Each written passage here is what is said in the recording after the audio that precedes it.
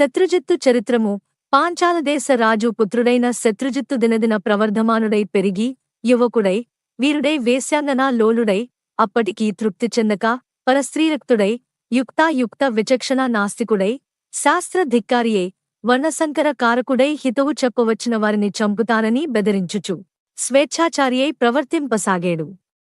అటువంటి సందర్భంలో సౌందర్యరాశి సింహమధ్యమా అరటిదోనల వంటి తొడలు గలది, పెద్ద పెద్ద పిరుదులు కుచాలు కన్నులు కలది, చిలుకవలే చక్కని పలుకులు గలదియేనా ఒక బ్రాహ్మణ పత్ని తారసిల్లింది. శత్రుజిత్తు ఆమె పట్ల మోహితుడయ్యాడు. అనుపమాన సౌందర్య శౌర్య తేజో విరాజితుడైన ఈ యువరాజు పట్ల ఆ బ్రాహ్మణ పత్ని కూడా మోజుపడినది. తత్కారణముగా ఆమె రోజూ రాత్రి తన భర్త నిద్రపోగానే సంకేత స్థలంలో రాజకుమారుని కలిసి సురత క్రీడలలో సుఖించేది. ఏదో విధంగా ఈ సంగతి ఆ బ్రాహ్మణ పత్ని భర్తకు తెలిసిపోయినది. అది మొదలు అతనొక కత్తిని ధరించి ఈ జంటను ప్రత్యక్షంగా చూసి వారి గొంతులుత్తరించాలని తిరుగుతున్నాడు. మహాకాముకురాలైన బ్రాహ్మణ పత్నిగాని ఆ శత్రుజిత్తుగాని ఈ సంగతి ఎరుగరు. రోజులిలా గడుస్తూ ఉండగా ఒకానొక కార్తీక పౌర్ణమి సోమవారం నాడు రాత్రి ఆ కాముకులు తమ సురత క్రీడలకై ఒకానొక శిథిల శివాలయాన్ని సంకేత స్థానముగా ఎంచుకున్నారు. అపరరాత్రి వేళ వాళ్లు అక్కడ కలుసుకున్నారు. గర్భగుడిలో అంతా చీకటిగా ఉంది. ఆ బ్రాహ్మణ పత్ని తన చీరచెంగు చింపి వత్తిని చేసింది. రాజకుమారుడు ఎక్కడినించో ఆముదమును తెచ్చాడు. ఇద్దరూ కలిసి అక్కడి ఖాళీ ప్రమిదలో ఆ రెంటినీ జోడించి దీపం పెట్టారు. ఆ దీపపు వెలుగులో ఒకరి అందాలొకరు చూసుకుంటూ సంభోగములో లీనమయ్యారు. ఈ విషయాన్ని ఆ బ్రాహ్మణ పత్ని భర్త తెలుసుకున్నాడు. కత్తి పట్టుకుని వచ్చాడు.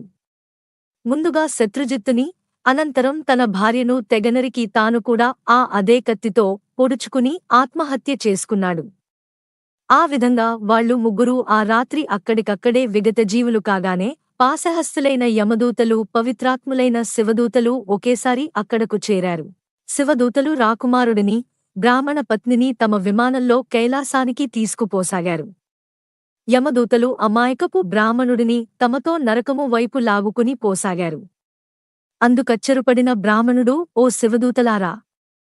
కాని పనిచేసిన వారికి కైలాసభోగము, నా వంటి సదాచారుడికి నరక యోగమునా అని ప్రశ్నించగా, అందులక శివదూతలు, వీరెంత పాపాత్ములైనా ఈ రోజు కార్తీక పూర్ణిమ సోమవారం కాబట్టి శివాలయములో అందునా శిథిలాయములో శివలింగమునకు ఎదురుగా దీపారాధన చేశారు గనక వారి పాపాలు నేరాలు నశించి పుణ్యాత్ములయ్యారు.